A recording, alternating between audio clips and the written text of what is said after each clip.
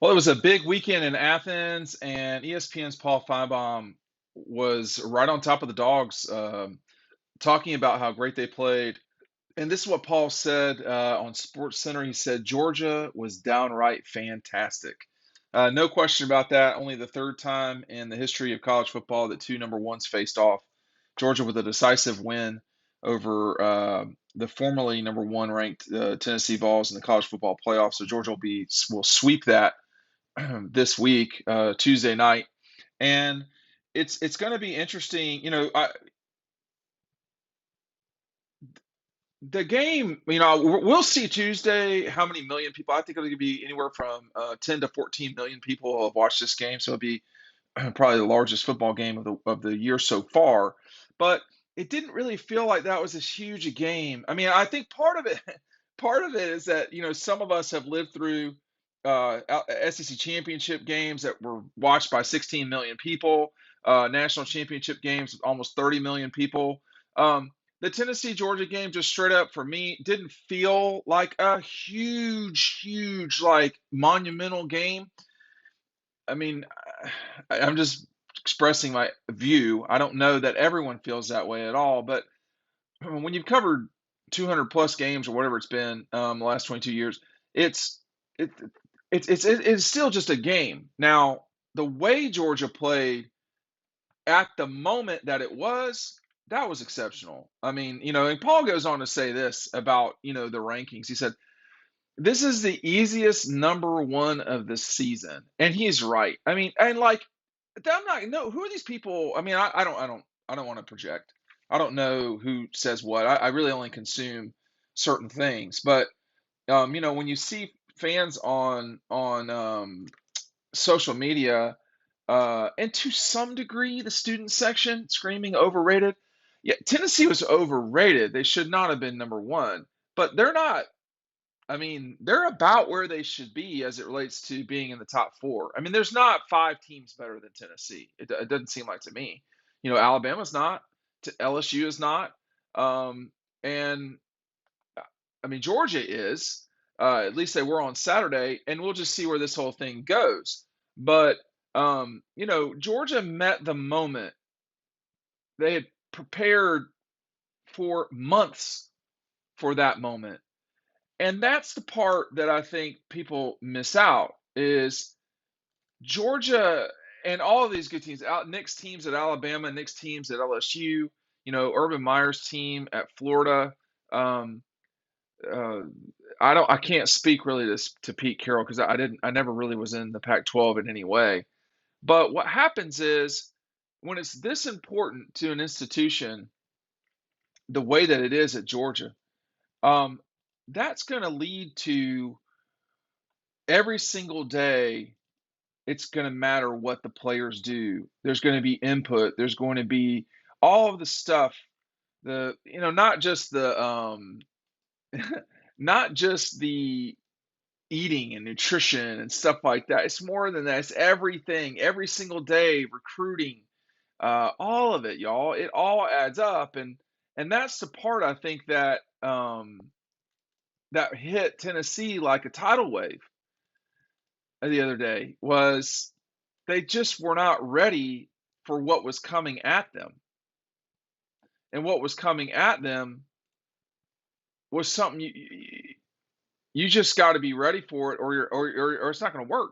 And they weren't ready for that moment. It doesn't mean that they won't be ready for some other moment. And we're just going to have to see how that goes for the Vols.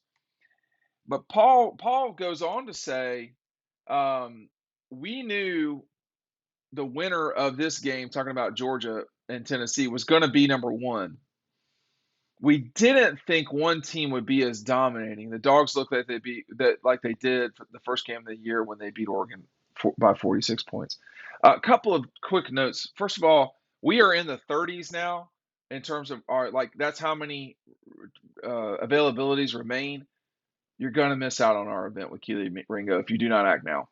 I'll just tell you because the amount of people that signed up over the weekend fast forwarded it in a very big way. That is in 2 weeks. Red Zone, our friends at Red Zone in Athens on the 20th, the day after the Kentucky Georgia game. Kelee Ringo will be signing autographs, taking pictures, etc. I have the details below. Uh, if you get that, email me to reach out to confirm a couple of things. You can get up to 5 things signed, but there's a little bit more for each signature or inscription, stuff like that. So I don't really live in autograph world. This is a pretty common thing. It is an awesome Christmas gift. It's an awesome early Christmas gift. You get to meet, I mean, for a lot of younger people, they get to meet their hero. So take advantage of it while you can. The book is still available. Everyone who purchases to the event gets the book uh, included in the cost. So you can get the book signed or not. I mean, it's up to you. You can get something else signed. Um, the the play that Kelee made at Tennessee, there were 2 plays, three. There were 3 plays. The Stetson runaround. I just everybody should be able to run like that once in their life. Just I wonder how fast the wind goes past his face. Secondly, the Brett Thorson punt. I mean, obviously looking back on it, the kid from UT should you got to get on that ball, right? That's easier said than done. The sun is that way. Um, and with the way that he punted it, it was kind of curving on the kid. So you want to get your feet completely squared and underneath the punt if you can, but that was not. My memory serves correct. That was not a common punt. So it bounced and it rolled on him. I mean, 20 yards, coffin corner. I think it was Marcus Rosemary-Jack-Saint that was on top of it. I cannot remember. Um, but they were not going to let that thing do anything other than die at the 1. And that affected the guy. That didn't end the game, but that put Georgia up 14-3 because 4 plays later, play action pass Stetson to Ladd McConkey, and you're up 14-3, and Tennessee's gasping for air because they can't get first downs, and they're pinned deep a lot, and the excellent tackling and all that. But listen, when Tennessee had a moment, it was Kelee Ringo time, and he stepped up and made the play. And, and there's always criticism to be had of players, certainly coaches. Um, I do think because I think folks underestimate how challenging it is to play corner, generally speaking, but certainly at this level in this league against those receivers. What you really want is, generally speaking, what Kelee Ringo and the secondary, generally speaking, it wasn't just Lassiter. It was Kelee, Bullard, Lassiter, Malachi Starks. It was Christopher Smith. Is this secondary what it is without Christopher Smith? I don't know, y'all. Christopher Smith might be the most undervalued member of this team. By volume, the most undervalued is Stetson, but based in reality, I think no one really talks about Christopher Smith that much. And having met Christopher when he was a young man, these are not surprising moments. These are moments that happen when you have really good players get developed. It's not waiting your turn; they're getting developed. Um, Christopher Smith is an outstanding part of Georgia's team. When Kelee Ringo made that play, the sideline explosion of those was equaled those 3 plays, but it might have been bigger. I mean, and the way he just pinched him on the sideline, he looked as if he was the receiver. But those 3 plays catapulted Georgia to the victory because Tennessee could have scored a touchdown on that play, and they did not. Stetson Bennett's run could have been a sack, and I think that was on 3rd down and long. That would have been 3-3 rather than 7-3. And then, of course, the Brett Thorson punt. It was really those 3 plays that put Georgia in position to where Bullard could come bully everybody. But Paul is right.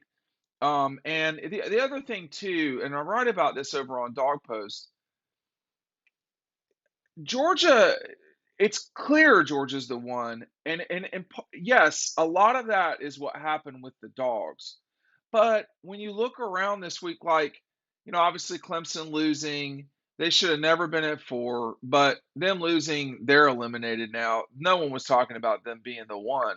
People have been talking about Ohio State being the 1. I have talked about Ohio State being the 1. But you can't go, I wouldn't say lay an egg in Chicago, but come close to laying an egg in Chicago. That's a problem. And so, I think Ohio State will still be the 2. Michigan will possibly be the 3, and then after that, your 4 is either Texas Christian or Tennessee. Now, I mean, it might be Tennessee still, so we'll see. But you know, I think when in the discussion of what Paul's saying, it's definitely not just Georgia. It's Georgia and the other stuff too. But I wanted to relay that. And here's what he said one last time. Georgia was downright fantastic. This is the easiest number 1 of the season. We know the winner of this game we knew the winner of this game was going to be number 1. We didn't think one team would be as dominating. The Dogs looked like they did the first game of the year when they beat Oregon by 46.